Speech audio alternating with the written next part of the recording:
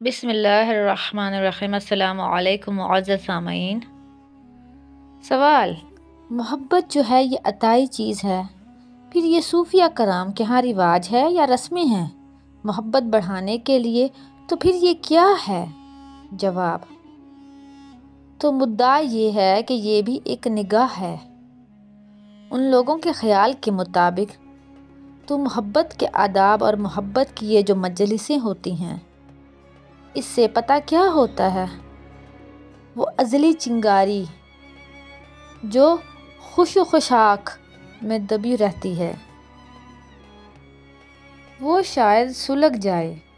وہ ازلی عطا ہے اور یہاں دنیا کے اندر وہ کہیں نہ کہیں چھپ جاتی ہے۔ حلیہ خراب ہو جاتا ہے، کہیں کوئی واقعہ ہو جاتا ہے، زنگ لگ جاتا ہے، اور پھر بزرگ اس زنگ آلود کو ٹھیک کرتے ہیں۔ اس کی عطا ازلی ہے، بزرگ صرف راستے کی رکاوٹ دور کرتے ہیں۔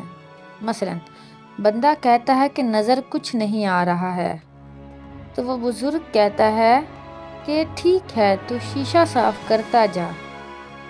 جو کہتا ہے کچھ دھندلا دھندلا ہے، کہتا ہے کہ تو صاف کرتا جا کرتا جا کرتا جا، حتیٰ کہ جب شیشہ صاف ہو گیا تو اللہ عز و جل کا جلوہ آ گیا۔ دیکھنا تو اس نے اس کا چہرہ ہی ہے۔ تو بعض اوقات صفائی جو ہے وہ عطا ہو جاتی ہے۔ اس لیے ان مجلسوں میں دنیا کی تمنا جو ہے یہ ہاتھ سے نکل جاتی ہے۔ مثلاً اگر کیف کی مجلس ہو رہی ہے تو کیف ہی ہوگا، اور اب اس کو دنیاوی حرص و ہوس، ظلم و ستم سارا ختم ہو جائے گا، تو وہ شخص تھوڑا سا لطیف ہو جاتا ہے۔ لطافت کے بعد عین ممکن ہے کہ وہ اپنی بات کو دریافت کر لے۔ ایسا ہوتا ہے، سارے لوگ صاحبان حال نہیں ہو جاتے۔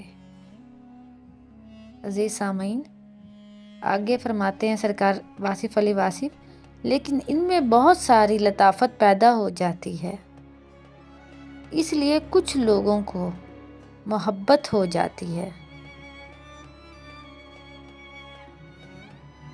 کچھ لوگوں کو محبوبوں کے ساتھ محبت ہوتی ہے، کچھ لوگوں کو محبت کی جلوہ گاہ سے محبت ہو جاتی ہے۔ سجاتے رہتے ہیں، محفل خانے کے ہاں رونق لگے گی، یہاں عشق کے جلوے ہوں گے، یہاں یہ ہوگا، یہاں یہ ہوگا۔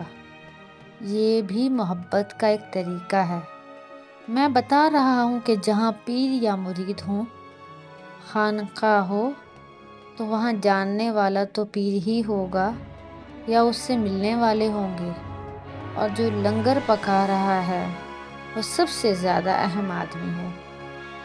اس شخص کے شعور کی کوئی بات نہیں ہے یا عرفان کی بات نہیں ہے، لیکن وہ عارفوں کا ہیڈ ماسٹر ہے، کیونکہ وہ اگر نہ ہو تو آپ سارے لوگ عرفان بھول جاؤ۔ عین ٹائم پر اس نے آپ کو کھانا پکا کر دے دیا کہ بسم اللہ کرو،